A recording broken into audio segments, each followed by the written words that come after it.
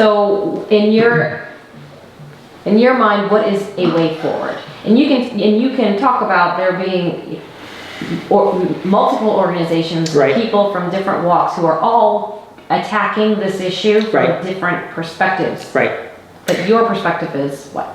Okay, my perspective is, first off, a lot of these issues go back to the divorce law, and that's why I talk so much about no-fault divorce. Because people that want parental equality, say in a divorce hearing, I say, well, they should have parental equality from the very beginning, before you have a divorce that takes place. So in other words, if somebody files for a divorce against you, how do you know that there's even a divorce that should ever take place at all? Because look, the reality is right now in our courts, I can file for divorce against you because I want to shack up with her. She can file for divorce against me because he has more money. And well, what is that my problem? Why should I be losing? It used to be the case with fault-based divorce. If you transgressed what should be taking place within a marriage, you got punished for it. But at this point right now, with no-fault divorce, as soon as somebody files for a divorce for any reason, for no reason, they can make up a reason, the divorce is going to be granted. All the attorneys are doing is talking about the division of assets. Why should I lose anything? Did I do something? That, isn't this a violation of the 14th Amendment, the due process? You can take my life, liberty, or property if I've done something. What have I done? Somebody's not happy. Oh, okay, so that's my problem.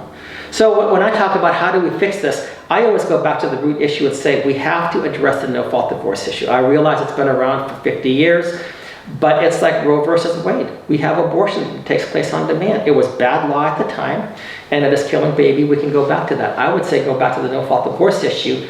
At least, at the very, very least, make it mutual. Because right now, it's unilateral. And this is actually what Vladimir Lenin imposed upon Bolshevik Russia to destroy the society. He knew he had to destroy the church and the family in order to impose communism.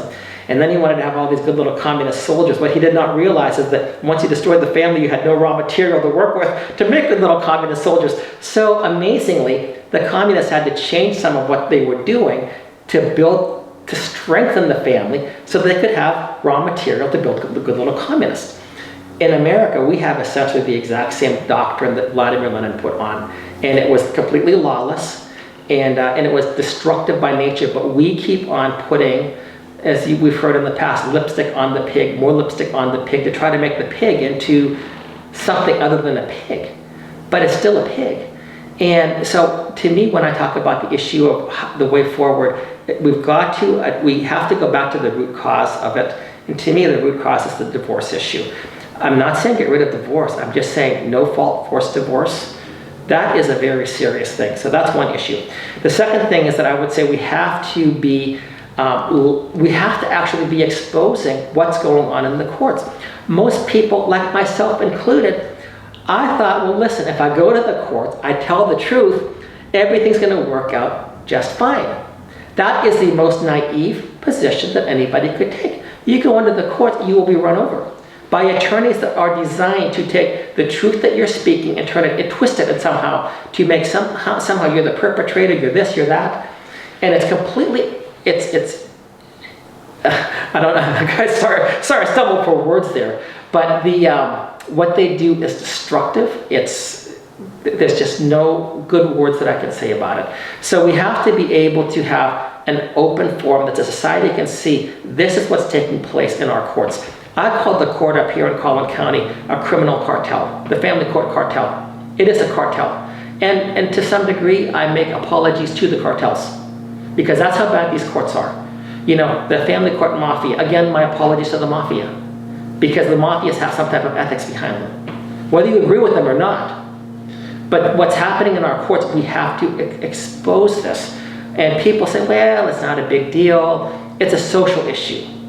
It's a social issue that you're destroying my family. You're destroying my family. You're destroying my children's future. Divorce has transgenerational effects. You're destroying my grandchildren at the same time. And you're pretending, oh, there's nothing we just have to accept that. We have to get to the place where we're outraged over evil and the evils that take place in our court. So going forward, I don't know that we can actually set any laws into place because the courts right now don't even obey the Constitution. They'll tell you that. The constitutions don't matter in my courtroom. So what do you do? I think that we have to let the public know what goes on in the courts. I don't know if I've made a very good answer to that, but those are some things that I think.